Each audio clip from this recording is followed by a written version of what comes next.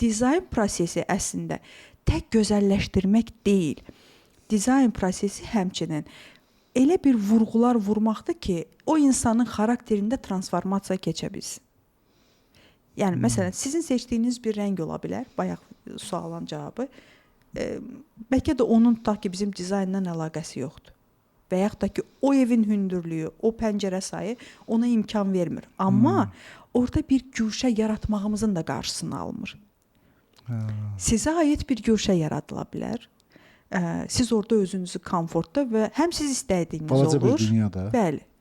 Ümumiyyətlə, məkan olaraq evlər dizayn olunanda orada hər bir fərdin, hər bir dünyanın belə də sintez olmalıdır. O sintez prosesi də əslində bizim analizimizdən keçir.